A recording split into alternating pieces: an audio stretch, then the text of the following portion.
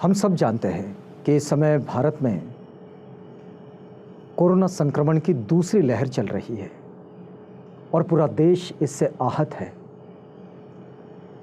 आप देखिए कि इसमें स्वास्थ्य की सुरक्षा से लेकर तो लोगों के जीवन मरण तक के सारे सवाल खड़े हो गए हैं। लेकिन इस पूरी प्रक्रिया में सरकार की जो भूमिका होनी चाहिए, इस भूमिका को भी समझना बहुत ज़रूरी है। जनता इसे किस तरह से इस पूरे संक्रमण का सामना करें और सरकार इसमें जनता की मदद कैसे करे और हम सब मिलकर इस पूरे क्राइसिस से बाहर कैसे निकलें, ये सारे सवाल हम सबके सामने हैं। और आज है 1 मई, मजदूर दिवस। पूरी दुनिया के मजदूरों को एक होने के आह्वान के साथ इस दिवस को पूरी दुनिया में मनाया जाता है। और आज जब हम मजदूर दिवस पर कोई बात आपसे कर रहे हैं तो इस बात को समझाते हैं कि संविधान निर्माता डॉक्टर बाबा साहेब अम्बेडकर मजदूर, सार्वजनिक वितरण प्रणाली और स्वास्थ्य सेवाएं, इन सब से जुड़े हुए मसलों पर बाबा साहेब कैसा सोचते थे, उनकी क्या सोच थी, उनकी क्या समझ थी। आइए आज ज़रा समझते हैं। आपने देखा होगा पिछले साल जब से कोरोना संक्रमण शुरू हुआ, कोविड-19 की लहर आई और हमारे देश में सख्त लॉकडाउन हुआ। पूरी दुनिया में जैसा नहीं वैसा लॉकडाउन, बड़ा कड़ा लॉकडाउन। लेकिन इस लॉकडाउन के बीच में कुछ चीज़ें जो हमें तब भी देखने को मिली, जो सामाजिक और आर्थिक विषमता से जुड़ जाती है। उस वक्त भी जो हाशिए के लोग हैं, जो मजदूर वर्ग के लोग हैं, जो दबे कुचले लोग हैं, ये सारे लोग 2 वक्त की रोटी को भी तरसे। आपने देखा होगा प्रवासी मजदूर किस तरह से पैदल अपने घरों के लिए चल पड़े। उनके जेब में ना खाने को पैसा था और ना ही ऐसी कोई व्यवस्था कि जिससे वो अपने घरों तक पहुँचे। ये जो सारी स्थितियाँ हैं और ये चिकित्सा खर्च कैसे वहन कर सकता है, और इन सब मसलों को पकड़कर इन सब मसलों के मद्देनज़र बाबा साहेब कैसा सोचते हैं कि हमारी सार्वजनिक वितरण प्रणाली कैसे हो, हमारी स्वास्थ्य सेवाएं कैसे हो, इसका एक संवैधानिक मार्गदर्शन कैसे आता है। इस पूरी चीज़ों को पकड़कर एक लेख हाल ही के दिनों में द कारवां मैगज़ीन में भी छपा है और ये जादूमणि महानंद का लेख है। इस लेख को आधार बनाकर आपको कुछ बात इस वक्त बता रहे हैं। हम जादूमणि महानंद और द कारवां दोनों के प्रति आभार व्यक्त करते हैं क्योंकि उनके लेख के आधार पर ही इस बात को कहा जा रहा है। बाबा साहेब डॉक्टर अम्बेडकर, पूरी दुनिया में एक बाबा साहेब के नाम से उनको जानते भी हैं लोग और पहचानते भी हैं। दर्जनों पुस्तकों से ज़्यादा उनकी ऐसी पुस्तकें हैं कि जो पुस्तकें पूरी दुनिया में बड़ी फेमस हैं और उनके एक शोधपूर्ण अध्ययन के लिए भी परिचित है। जो मार्गदर्शन उन्होंने, चाहे संविधान में हो, चाहे फिर उनके लेखों के ज़रिए हो, चाहे पुस्तकों के ज़रिए हो, चाहे उनके मार्गदर्शन के ज़रिए हो, उनके भाषणों के ज़रिए हो, बाबा साहेब ने इन सब चीज़ों को बहुत बेहतर तरीके से समझाया है कि हम देश को व्यवस्थित कैसे बनाएं, फिर चाहे वो खाद्य सुरक्षा हो या फिर श्रम सुरक्षा हो। इन सब चीज़ों को बाबा साहेब ने जिस तरह से कानूनी एक ढांचा भी दिया है उसका और उसको अमली जामा भी पहनाया है। बाबा साहेब की पूरी बात जो है, जिसको हम कहें कि ये संपूर्ण बाबा साहेब हैं, ये हम इस वक्त तो आपको नहीं बता पाएंगे कि बाबा साहेब किन किन क्षेत्र में कैसा कैसा सोचते हैं, लेकिन 3 चीज़ों पर कॉन्सेंट्रेट होकर इस बात को आप तक पहुंचाएंगे। एक तो बात है कि खाद्य सुरक्षा, श्रम सुरक्षा और ये जो आर्थिक और सामाजिक विषमता स्वास्थ्य प्रणाली में, हमारी शिक्षा प्रणाली में किस तरह से निकल कर आ गई है और जिसके कारण हम उन मानकों से, जिन मानकों के द्वारा हम 26 नवंबर 1949 को संविधान के ज़रिए एक लोकतांत्रिक भारत में प्रवेश कर रहे थे और फिर 26 जनवरी 1950 से हम लोग लोकतांत्रिक भारत में आए। ये लोकतंत्र वास्तव में कैसा है? तो तो आइए आज बाबा साहेब के जो नीतिगत अध्ययन है उस अध्ययन को हम इस वक्त समझने का प्रयास करेंगे। देखिए, बाबा साहेब की जो मान्यता है सार्वजनिक वस्तुओं के संबंध में, उसमें बाबा साहेब कहते हैं कि स्वास्थ्य और शिक्षा ये समावेशी भी होनी चाहिए, सर्वसमावेशी, और वो न्याय संगत भी होनी चाहिए, और ये जनता के समग्र कल्याण को सुनिश्चित करने वाली होनी चाहिए, जिसमें सार्वजनिक स्वास्थ्य और सामाजिक सुरक्षा इन दोनों का समान वितरण हो, असमान नहीं। फिर बाबा साहेब आगे कहते हैं कि चिकित्सा जिसके लिए इस वक्त हम लोग तरस गए हैं, पूरा चिकित्सकीय ढांचा इस समय ध्वस्त सा नजर आता है इस कोरोना संक्रमण के इस काल में।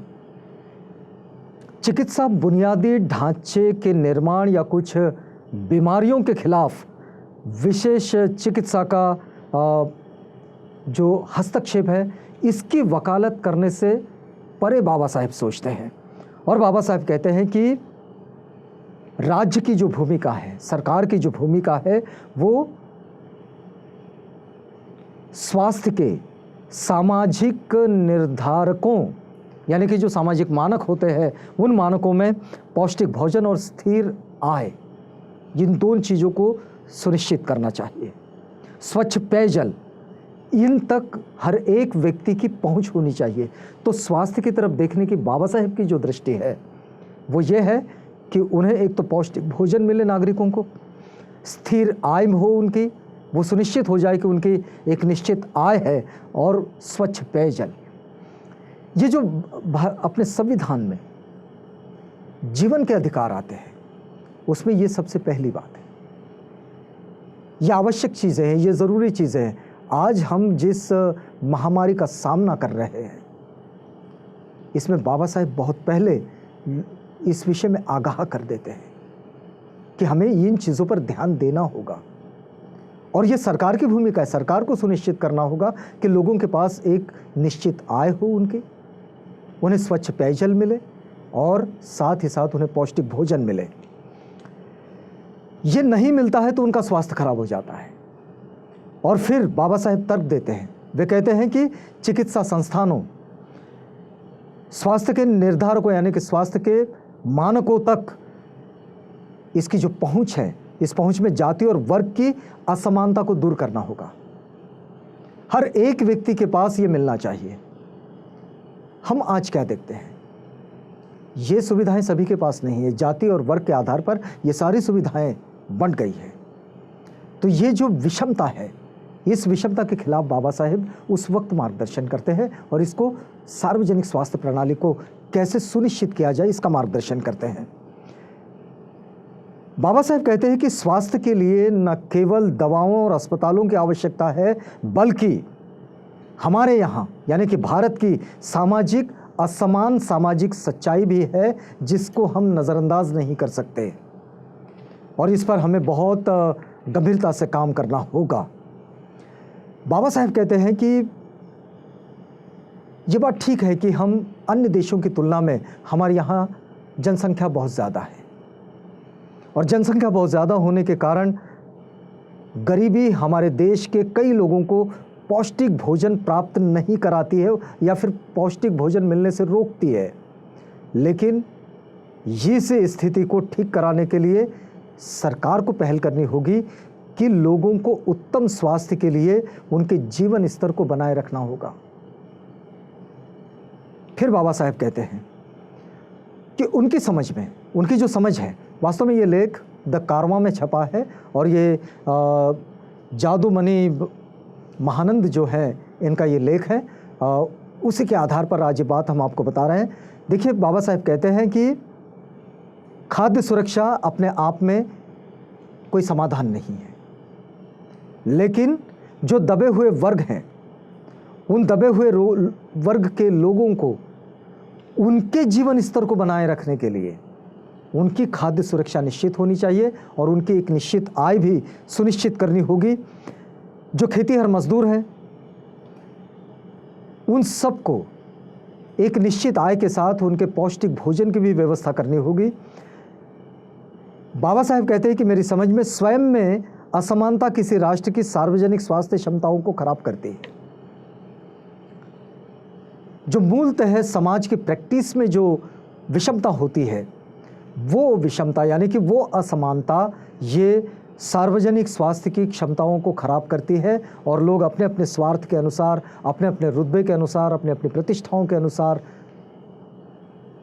जो स्रोत होते हैं स्वास्थ्य प्रणाली के और जो चिकित्सा के स्रोत होते हैं वो अपनी अपनी ओर खींच लेते हैं और सामान्य लोगों के लिए वो चीज़ें मुहैया नहीं हो पाती है। जुलाई 1942 की बात है जब बाबा साहेब वाइसराय की काउंसिल में लेबर मेंबर थे और तब उन्होंने जो ब्रिटिश भारत की सरकार थी उस कैबिनेट में बाबा साहेब ने एक खाद्य सुरक्षा नीति की औपचारिक रूप से उसका एक ढांचा भी तैयार किया था और उसे लागू करने के लिए उन्होंने बहुत प्रयास किए और फिर वो लागू भी। आपको बता दें कि बाबा साहेब के ये जो प्रयास है, इन प्रयासों ने ही हम देखते हैं कि जो काम के घंटे, वर्किंग आवर्स जो है वो 8 घंटे जो वर्किंग आवर्स है, महिलाओं के लिए जो मैटरनिटी लीव है, जो हमारे यहाँ बीमा मज़दूरों के लिए जो श्रम सुरक्षा का जो बीमा है, ये बीमा, ये सब उस वक्त में बाबा साहेब लागू करवाए, वरना हमारे यहाँ ऐसा कोई सिस्टम नहीं था। ये बाबा साहेब का सिस्टम है लागू किया हुआ। जब उन्होंने वो कानून बनाया श्रम सदस्य के रूप में, लेबर मेंबर के रूप में, और उन्होंने उसको आगे बढ़ाया। बाबा साहेब का जो भाषणों का और लेखनों का खंड है, उस खंड में ये उल्लेख भी मिलता है कि बाबा साहेब ने कहीं कमरे में बैठकर कानून नहीं बनाए। उन्होंने वास्तव में फील्ड में गए, उन्होंने श्रमिकों की स्थिति देखी, मजदूरों की दशा देखी और फिर उसके बाद ये प्रावधान किए कि काम के घंटे 8 होने चाहिए, मजदूरों को किन किन चीज़ों की सुरक्षा मिलनी चाहिए, उनका स्वास्थ्य का बीमा, उनका सुरक्षा बीमा क्यों होना चाहिए, और इन सबको कानून का रूप क्यों दिया उन्होंने। आप देखिए कि धनबाद के झरिया में वे स्वयं कोल फील्ड्स में गए और वहाँ जाकर वहाँ का मुआयना किया और उसके बाद उन्होंने मजदूरों की दशा देखने के बाद ये उसका उनका इस पूरी यात्रा का वर्णन ये मिलता है।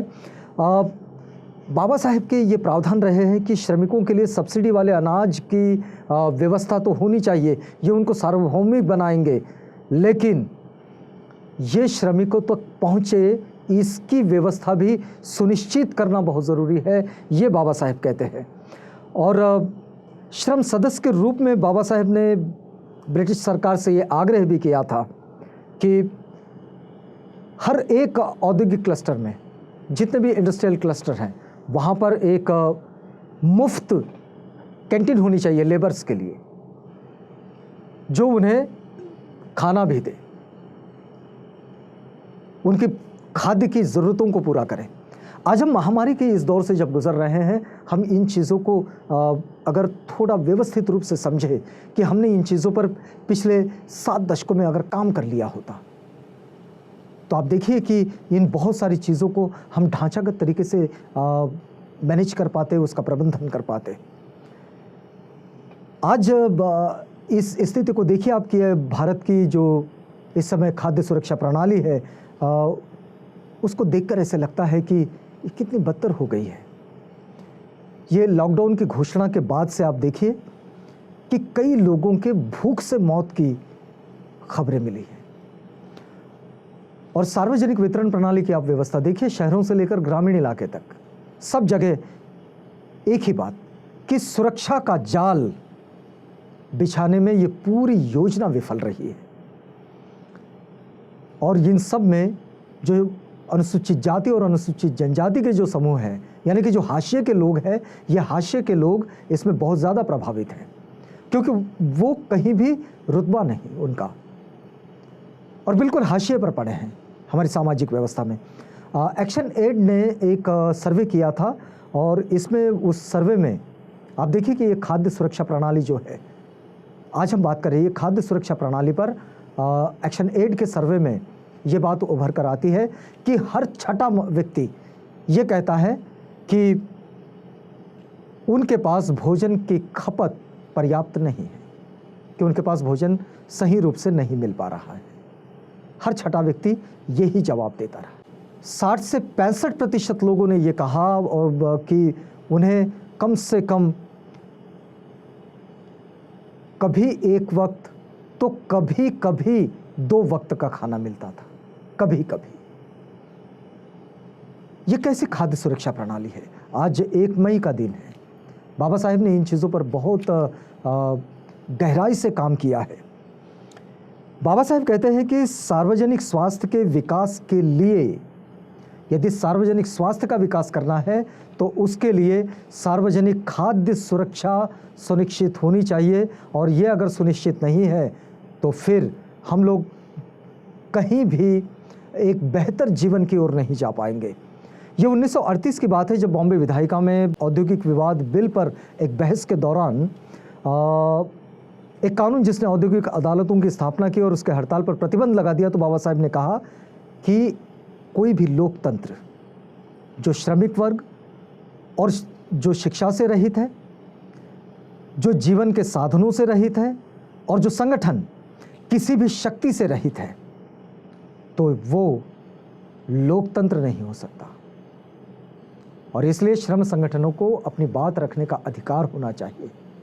बाबा साहेब का बड़ा स्पष्ट कहना था कि कोई लोकतंत्र नहीं है, बल्कि वो लोकतंत्र का मजाक है यदि वहाँ श्रमिकों को अधिकार नहीं है, यदि वहाँ उन्हें संगठन बनाने की शक्ति से उनको रहित कर दिया गया है, उनको वंचित बना दिया गया है, तो वो कोई लोकतंत्र नहीं है, बल्कि लोकतंत्र के नाम पर एक मजाक है। और इसी बहस में उन्होंने ये कहा कि नियोक्ताओं और कर्मचारियों के बीच वास्तविक समानता केवल 2 मुद्दों पर हो सकती है। 2 प्रावधानों को लाना बहुत ज़रूरी है, और वो ये कि नियोक्ता के बजट में श्रमिकों के विकास की अवधारणा को सुनिश्चित किया जाए कि श्रमिकों का विकास कैसे होगा और नियोक्ता का बजट इसके लिए क्या प्रावधान करेगा।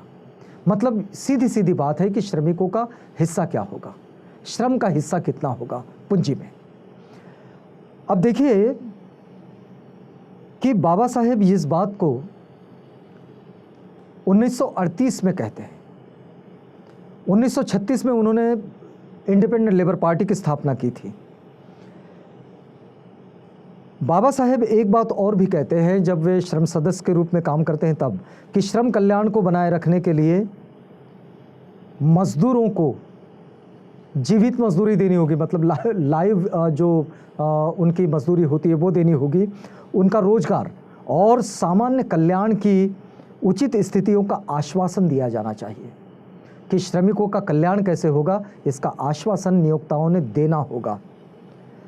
बाबा साहेब इसमें राज्य समर्थित, अभी जो हम लोग देखते हैं कि राज्य कर्मचारी बीमा आयोग और राज्य कर्मचारी बीमा विभाग जो है, ये जो योजना है ये बाबा साहेब की योजना है कि राज्य ने अपने कर्मचारियों की बीमा योजना को लागू करना चाहिए, और ये औद्योगिक और कृषि दोनों श्रमिकों को दी जानी चाहिए। बाबा साहेब ने अपने विभिन्न कार्यकालों के दौरान कुछ ऐसे श्रम सुधारों को भी पारित किया है जो हमने आपको बताया कि वर्किंग आवर्स जो हैं उनको सुनिश्चित करना, और जो मैटरनिटी लीव है, श्रमिकों के अधिकार हैं, उनका बीमा है, उनकी सुरक्षा है, उनकी खाद्य सुरक्षा है, उनके लिए कैंटीन है श्रमिकों की, ये सारी बातें जब बाबा साहेब कहते हैं। लेकिन बाबा साहेब आगे ये बात भी कहते हैं कि श्रमिक कल्याण कोष का बनाया जाना बहुत ज़रूरी है, और श्रमिक कल्याण कोष के सिवाय ये संभव नहीं है कि श्रमिक जो हाशिए पर पड़े हुए हैं उनका कोई विकास होगा। अब देखिए कि चूंकि बाबा साहेब ने तो इन कानूनों को पारित किए, आपने देखा होगा कि ये एक्शन एड का सर्वे है। एक्शन एड लिखता है कि 81% प्रवासी श्रमिकों ने लॉकडाउन के दौरान अपनी नौकरी खोने की बात कही है, और ये बिल्कुल सच है, हम सब इससे गुजर रहे हैं।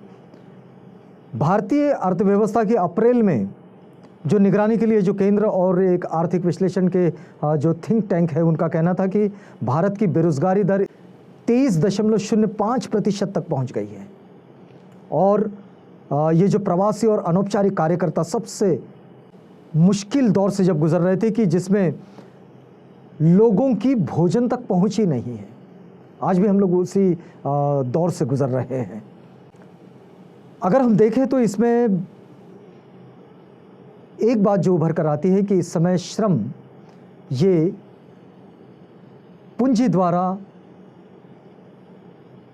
नियंत्रित तो है, और बल्कि एक गहरी जड़ वाले जो पूंजीवादी ढांचा होता है उस कलंक को भी इस समय वहन कर रहा है।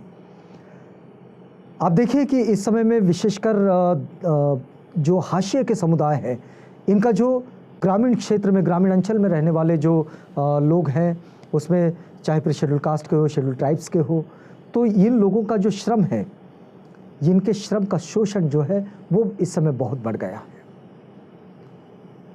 वहाँ लेबरर्स का और लेबर का बहुत शोषण है, और ये श्रमिक को के कल्याण के लिए जो राज्य सरकार ने जो कल्याण बोर्ड बनाए हैं, ये सारे बोर्ड इस समय बिल्कुल धरे के धरे रह गए। वो कहीं भी उनको इस तरह की व्यवस्था नहीं दे पा रहे हैं। आप कह सकते हैं कि ये सामाजिक समानता को प्रदान करने में श्रमिकों के बीच ये बिल्कुल विफल रहे हैं। तो इंडिया स्पेन का एक सर्वेक्षण ऐसा भी है कि देश में लगभग 90% से अधिक सफाई कर्मचारी जो है, जो विशेष रूप से दलित समुदाय से आते हैं, उनके स्वास्थ्य बीमा को कोई नहीं कराता। 90% लोग, मतलब 10% श्रमिकों का ये कर्मचारी बीमा है, बाकी 90% उससे वंचित हैं। और ये इंडिया स्पेन का ये सर्वेक्षण है। अब देखिए कि महामारी के दौरान श्रमिकों की मदद के लिए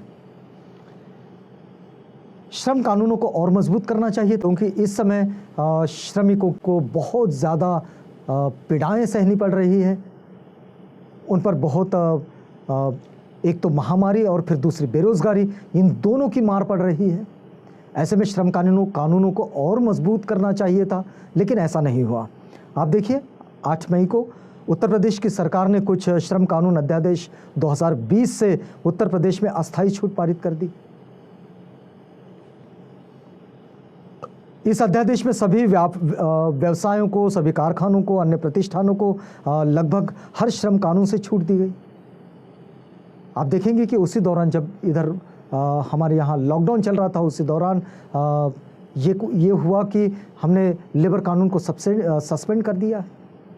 अब लेबर कानून जो इतनी मेहनत से बाबा साहेब डिज़ाइन किए थे श्रमिकों की और श्रम की और मजदूरों की सुरक्षा के लिए, वो कानून इस समय सस्पेंड है। और जैसे कि ये जो न्यूनतम मजदूरी का अधिनियम है, व्यापारी संघ अधिनियम है, औद्योगिक विवाद अधिनियम है, और अनुबंध जो एग्रीमेंट होता है लेबर्स के साथ में, ठेका प्रबंधन जो होता है, वो अधिनियम जो है, ये सब 10 मई को मध्य प्रदेश सरकार ने भी इसी तरह का अध्यादेश पारित किया, और जिसमें कई तरह के श्रम कानून को इस समय सस्पेंड कर दिया गया। तो ये जो श्रम संबंधी चिंताएं हैं, इनको दूर करने के लिए अभी इस समय हम लोग देखें कि प्रवासी श्रमिकों का जो सम्मान है, आज 1 मई को हम लोग ये बात कर रहे हैं कि श्रमिकों का जो सम्मान है, उनकी जो श्रम की गरिमा है, इसको मान्यता देने में अभी तक हम लोग असमर्थ हैं। और हमारे यहाँ ऐसी कोई व्यवस्था नहीं बनी है कि हम श्रम की गरिमा को पहचानें और श्रम के अधिकार को स्वीकारें। 1945 की बात है, जब दूसरे विश्व युद्ध में कार्मिकों और प्रशिक्षित करने के लिए राष्ट्रीय सेवा श्रम न्यायाधिकरणों के गठन के साथ एक चर्चा के दौरान बाबा साहेब ने लिखा था। उनका कहना था कि नियोक्ताओं का दबाव, युद्ध की आपात स्थिति, बिगड़ती श्रम परिस्थितियों या फिर कम होने का अवसर नहीं होनी चाहिए। लेकिन बाबा साहेब कहते हैं कि नियोक्ताओं का ये दबाव नहीं होना चाहिए। युद्ध की आपात स्थिति, ये युद्ध सदृश इस समय स्थिति है, लेकिन ये कोई बिगड़ती श्रम परिस्थितियों का अवसर नहीं होना चाहिए। हमारे यहाँ अवसर की बात हुई कि हमने अवसर ढूंढने की कोशिश की, आपदा में अवसर, लेकिन ये आपदा किसी श्रम कानून को रोकने के लिए या फिर श्रम की परिस्थितियों को कमज़ोर बनाने के लिए या फिर श्रमिकों के अधिकारों को कमज़ोर बनाने के लिए यह अवसर नहीं होनी चाहिए। श्रम की गरिमा को हमेशा बनाए रखना होगा। बाबा साहेब कहते हैं कि श्रम की गरिमा का सवाल जाति के विनाश के लिए आवश्यक नहीं है, लेकिन मजदूर वर्ग जातिवाद से त्रस्त है। मजदूरों की जो समस्या है, इस मजदूरों की समस्या से कोई जाति का सवाल खत्म हो जाएगा ऐसा नहीं है, लेकिन मजदूरों के बीच भी जातिवाद की जो समस्या है वो बड़ी गंभीर है और जातिवाद से मजदूर वर्ग भी त्रस्त है। उनका काम या तो अपर्याप्त भुगतान या फिर सम्मान या मान्यता से प्राप्त है, लेकिन श्रम जाति और सामाजिक स्थिति अविभाज्य है। जन्म से सम्मानित दो वर्गों के काम के साथ और श्रमजीवी जातियों के साथ अवमानना के साथ व्यवहार किया जाता है। मजदूरों के बीच भी ये जो जाति का जो भेदभाव है, इस भेदभाव की तरफ भी बड़ी गंभीरता से देखना होगा। एक बात है कि सब्सिडी वाला भोजन, स्वच्छ पानी, सुरक्षित और निष्पक्ष रोजगार, आवास तक पहुंच बढ़ाने की वकालत करने के साथ साथ बाबा साहेब ने जो चिकित्सा प्रणाली में बेहतर वित्त पोषण की आवश्यकता के बारे में बताया है, वो नवंबर 1945 की बात है कि भारतीय श्रम सम्मेलन में बोलते हुए उनका कहना था कि जिसे रक्षा में जो सरकारी खर्च होता है, इस रक्षा में सरकारी खर्च के बारे में बाबा साहेब का कहना था कि सार्वजनिक कल्याण के लिए इसे आवंटित किया जाना चाहिए। रक्षा पर ज़्यादा खर्च करने से बेहतर है कि हमने सार्वजनिक कल्याण के लिए, मतलब लोगों के स्वास्थ्य और शिक्षा के लिए हमने इस बजट का इस्तेमाल करना चाहिए। बाबा साहेब एक बात और कहते हैं कि कितने बेघर व्यक्तियों को इस फंड के द्वारा शालीनता से रखा जा सकता था जो रक्षा पर खर्च हो रहा है। बाबा साहेब के कहते हैं कि कितने लोगों को इसमें कपड़े दिए जा सकते थे, कितने भूखे लोगों को इसमें खाना दिया जा सकता था और कितने ही अशिक्षितों को इसमें शिक्षित किया जा सकता था, कितने ही बीमार व्यक्तियों के स्वास्थ्य के लिए इसे बहाल किया जा सकता था और युद्ध पर किया गया जो युद्ध पर किया गया जो खर्च है धन का, उसे सार्वजनिक कल्याण पर खर्च किया जाए तो फिर हमारी सार्वजनिक सुरक्षा प्रणाली जो है, श्रम सुरक्षा प्रणाली जो है, स्वास्थ्य सुरक्षा प्रणाली जो है, वो ज़्यादा बेहतर हो जाएगी। आप देखिए कि ये उस वक्त की बात है जब बाबा साहेब कहते हैं कि हमारे कुल खर्च पर 25% की दर से अगर हमारा सार्वजनिक स्वास्थ्य पर जो खर्च हो रहा है उसमें अगर ये बढ़ोतरी होती है और ये रक्षा के काम से इसे कम करके यदि सार्वजनिक सुरक्षा प्रणाली पर अगर इसको डाल दिया जाए तो देखिए कि गांव के पानी की आपूर्ति एक रोने वाली स्थिति है कि गांव में पानी ही नहीं, दूर दूर तक जाकर वो उन्हें पानी लेकर आए। सैकड़ों गांव ऐसे हैं जिनमें पानी की बिल्कुल आपूर्ति नहीं है और कोई भी गांव जाए तो इसको देख सकते हैं। ये जो स्थिति है, इस स्थिति में सुधार की बात बाबा साहेब उस वक्त भी करते हैं। दवा या चिकित्सा के उपचार के वितरण के लिए शायद ही कोई प्रावधान इस समय में किया गया हो, लेकिन बाबा साहेब ने उस वक्त चिकित्सा और दवाओं के वितरण के लिए कानूनी प्रावधान की बात कही थी और जिसको अभी भी कानूनों में हम लोग देख लेते हैं, लेकिन उसका वास्तविक रूप जो है वो रूप हम सबको पता है। भारत की वर्तमान स्थिति बाबा साहेब के वर्णन से बिल्कुल अलग नहीं है।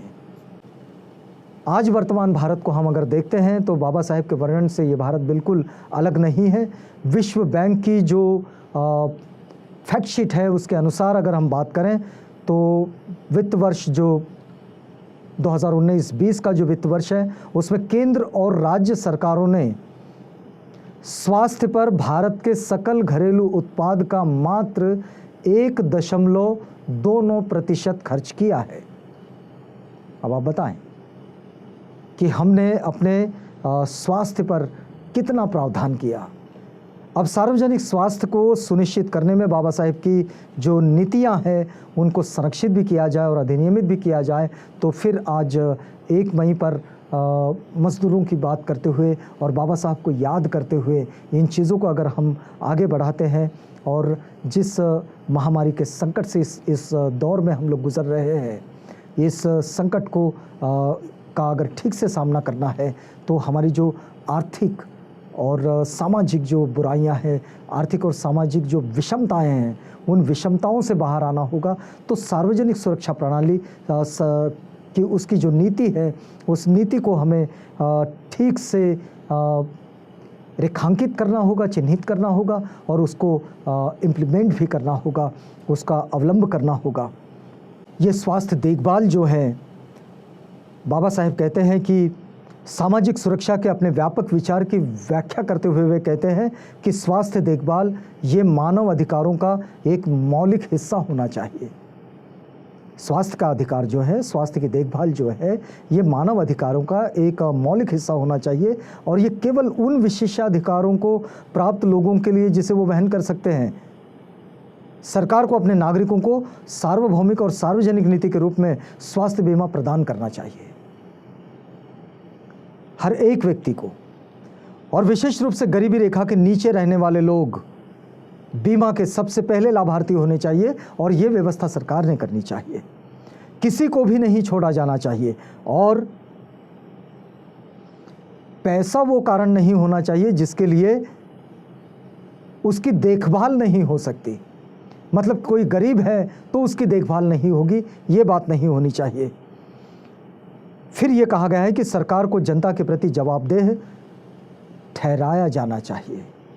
इस तरह बुनियादी जो सामाजिक सुरक्षा है वो लोकतंत्र में ये बड़ा ही महत्वपूर्ण अंग होता है और इस पर बाबा साहेब ने अपनी ये बात कही है। 1 मई को आज हम ये बात आपसे कह रहे थे और ये जो पूरी बात हमने आपको जो बताई है, इसका आधार है द कारवां मैगज़ीन में छपा हुआ एक लेख जो जादूमणि महानंद का लेख है। हम उनके प्रति आभार व्यक्त करते हैं। हमने ये लेख वहाँ से प्राप्त कर आप तक पहुँचाया है।